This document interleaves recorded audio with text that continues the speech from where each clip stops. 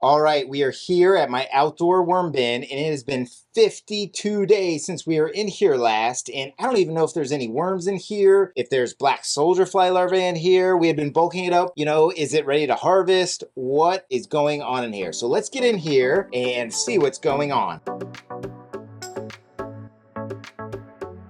Oh man, it looks like we have a absolute ton of castings. So I think we're definitely gonna have to harvest in here, and I think they got rid of a lot of the cardboard we had been putting in here to bulk it up. So we're definitely gonna have to harvest, but let's see if any of the long-term food is in here, and let's kind of review what we put in here last. So first, we put in a tiny layer of shredded cardboard, then we added some old paper packaging material in the shape of honeycombs to try to aerate the bin. We added a little shredded cardboard, then added our food scraps, including a banana peel, a couple of lettuce stalks, some pieces of broccoli stalks, spinach, more lettuce stalks, and an avocado shell with blueberries and pieces of mushroom tucked in it. Then we added some goji berries, watermelon, strawberry tops, and a cucumber, followed by an apple piece, more strawberry tops, and peppers. Then, of course, we ended our feeding with my worm chow blend, coffee grounds, and eggshell grit. And because I added a lot of shredded cardboard at the end, and because it was such a big feeding that might initially heat up, I added some big ice cubes to the top, which slowly melt and help to add moisture to the bin without washing right out of it. And I am not seeing a single piece of that packaging that we put in here. That is really impressive. And what this tells me is bedding is so important. I mean, 52 days is a long time for a worm bin to go without feeding. And even though I put in all that food in here, they did just fine because I'm seeing worms all over the place. And this is made out of fabric material, and it's got seams, and the worms can get out of here if they need to go into the soil. It lays flat on the ground, and it looks like they have not had a problem staying in here. This is an avocado shell, and look at that. We've got like an avocado party going on right there, lots of worms, and surprisingly, this is some avocado flesh that is still on here. And you know what's not on here is mites. If you look at my last video, we had a lot of mites in the avocado shell kind of shredding that. So it looks like they need some of that in order for the shell to get totally defleshed or, get all that avocado flesh out. So surprisingly, this bin just doesn't have that many mites. Now let's dig over here because the sides kind of are drier and maybe the worms don't get over there so much. And yep, sure enough, just a little bit of shredded cardboard. But, this summer I was trying to bulk this thing up and put a lot of volume in the form of shredded cardboard and food. And you know what? What we have in here is a huge worm bin that needs to be harvested. So let's go ahead and do that right now.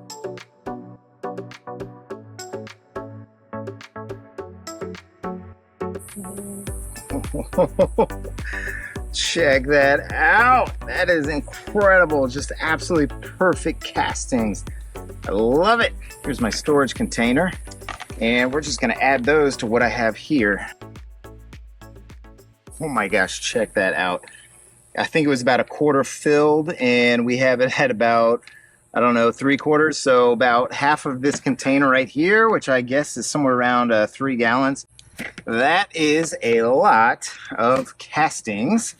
And now I just got to rebuild the bin with what's left over here and any of the worms. And let's go back inside and get to almost restarting this bin and feeding it.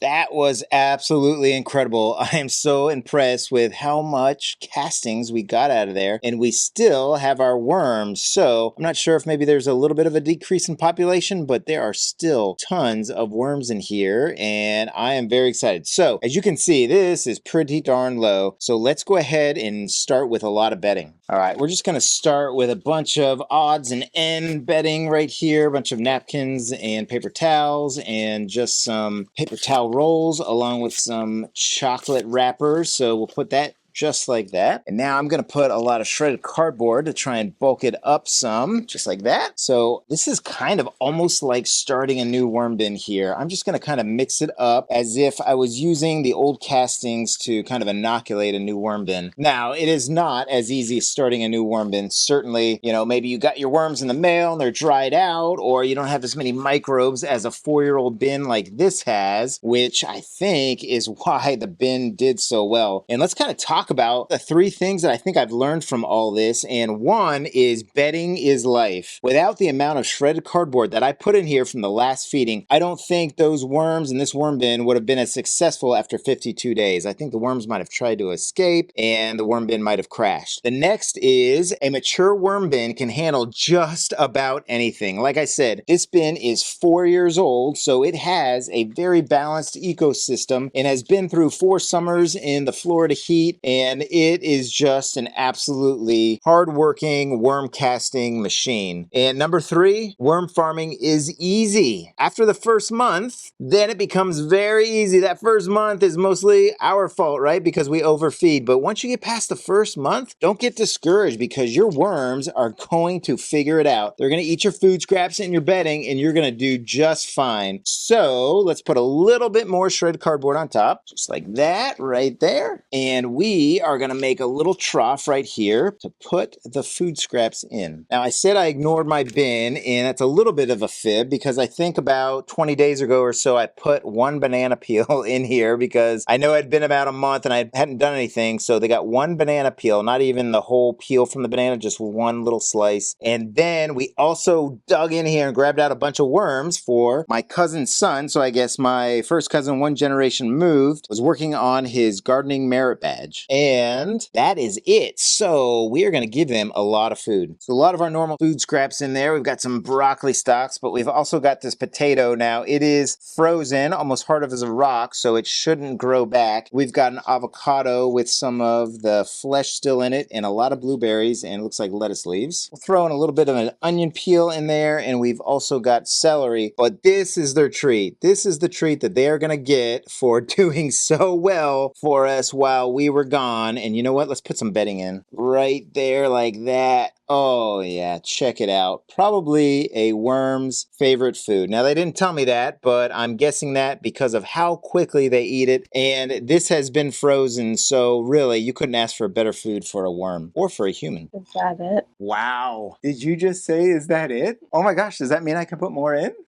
So as with all the feedings that I do after my first couple feedings, we're going to go ahead and go in with some worm chow. And this is just some, I think, steel cut oats and confectioner's sugar. So this should be some good carbs for them. Next, I'm going to try and get rid of a lot of my coffee grounds. So we're just going to put this right on top. And you know what? We're going to get rid of all of it. Now, coffee grounds can help to heat up a bin, but you see I've kind of spread out the food. And I'm going to put some ice cubes on at the end. And if you're not going to stick around for the rest of the video, I do want to let you know that I do water this in. This is all dry shredded cardboard, but you could put your shredded cardboard in damp. For me, it's just easier to water it in at the end. And then finally, I'm going to put in quite a bit of eggshell grit. I took out a lot of castings and the volume went down, so we're just going to give them a bunch. They use this in their gizzards to try and kind of grind up the food as they eat it, and I find that the worms eat it pretty quick. So there we go. We gave them an enormous amount of bedding. We gave them a pretty good feeding for this worm bin. And now we're going to add some more bedding on top. And most importantly, we are going to water this in. So in we go with even more shredded cardboard. And this is going to do a really good job of bulking it up. And I am hopefully not going to take so long to get in here. I don't think we're going to because the kids are in college and we're empty nesters again. So we're just going to spread this out a little bit. And I'm going to fold in the sides here. And then I'm going to take it outside and water it on my own. But if you want to check out this bin and see what it looked like when we totally excavated it, check out this video right here. So here's some ice for a slow drip in. And I hope you're having a great day. I hope your worm bins are doing fantastic.